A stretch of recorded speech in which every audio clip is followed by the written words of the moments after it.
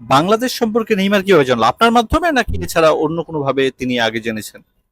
দেখুন, বাংলাদেশকে সে অনেক আগে থেকেই জানে। মানে আপনার আগে থেকে? আমি রবিন, বাংলায় বললে শুক্কুরে শুক্কুরে 3 দিন। আচ্ছা। ওর কেরিয়ার অনেক আগের কেরিয়ার। আমাদের বাংলাদেশিদের যে ক্রেজিনেস, মানুষ তো রেড সোশিয়ালে সেটা দেখে। তো আমি ওর সাথে কানেক্ট হওয়ার পর হয়তোবা ওই জায়গাটাকে আরেকটু সামনের দিকে আমি নিয়ে যাচ্ছি, ওই রিলেশনটাকে, বাংলাদেশিদের রিলেশনটাকে আরেকটু ডেভেলপ করতেছি।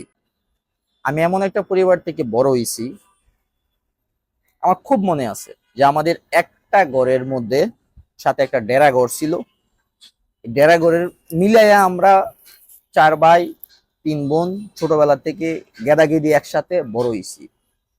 ওই অজপাড়া গায়ে একটা গ্রামের ছেলে, যার নাই ফ্যামিলি ব্যাকগ্রাউন্ড, যার নাই মামা চাচা ফুফা, যার নাই কোনো ব্যাকগ্রাউন্ড,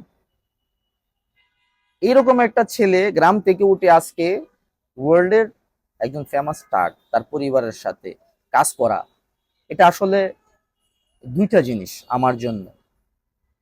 একটা কথা আছে, উপরওয়ালা যখন কাউকে সাহায্য করে, পৃথিবীর কোনো শক্তিই তাকে থামাইতে পারে না। আর যদি ওই ব্যক্তির মধ্যে, মনের মধ্যে সৎ ইচ্ছা চেষ্টা থাকে, আমি মনে করি না সেটা আপনি হতে পারেন আগামী দিনের ভবিষ্যৎ। বাহ। আপনি আপনি কোন ভাষায় কথা বলেন ওর সাথে? পর্তুগিজ? পর্তুগিজের কথা বলি। আমার ব্যাকগ্রাউন্ড সম্পর্কে আপনাকে বলে দিই, আমি বাংলাদেশ থেকে ভেরি সিম্পল একটা ছেলে, জাস্ট ইন্টারমিডিয়েট কমপ্লিট করা একটা ছেলে। এডুকেশনাল ব্যাকগ্রাউন্ড যদি বলি, আমি লেটিনে গিয়ে কিছু কোর্স করছি ল্যাঙ্গুয়েজের, বাট আমার বেসিকটা ইন্টারমিডিয়েট কমপ্লিট করা, আর বাকি যা পাবেন আমার 16 বছরের কেরিয়ার, অল এক্সপিরিয়েন্স। আমি যা করছি, রাস্তা থেকে উঠে আমি আজকে এতটুকু পর্যন্ত আসছি। এবং এইটাই আমি রবিন, আমি আল্লাহ আমাকে যেখানে নিয়ে যাক না কেন, আমি আমার অতীত সবসময় আমার বুকে নিয়ে আমি বিশ্ব ট্রাভেল করি।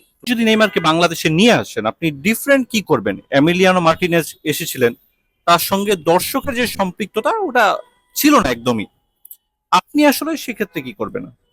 আপনাকে এই কোশ্চেনের উত্তরটা দেই যে আমাদের বাংলাদেশিদের জন্য, বা যত বাংলাদেশি জেনারেল পিপল আছে, যে তাদের সবার 100% হ্যাপিনেস যদি আপনি চান, তাহলে আমি মনে করি আমাকে রাস্তায় আইসক্রিম বিকতে হবে ফ্রিতে। সবার হ্যাপিনেস আমি পাবো না, সেটা আমি জানি। তারপর বাট যারা নেইমারকে পছন্দ করে এবং ফুটবলকে পছন্দ করে, যতটুকু সময় সে থাকবে বাংলাদেশ, আমি সর্বোচ্চটা চেষ্টা করব কিভাবে ও ক্রেজি পিপল এনভায়রনমেন্ট ওই জায়গার মধ্যে রাখা যায়। বাট ফার্স্ট ইস্যু হলো কি সিকিউরিটি ইস্যু। সিকিউরিটি ইস্যু যদি আমার সবকিছু যদি ওকে প্রপার ভাবে অর্গানাইজ করতে পারি, আশা করি সেও সেটা পছন্দ করে।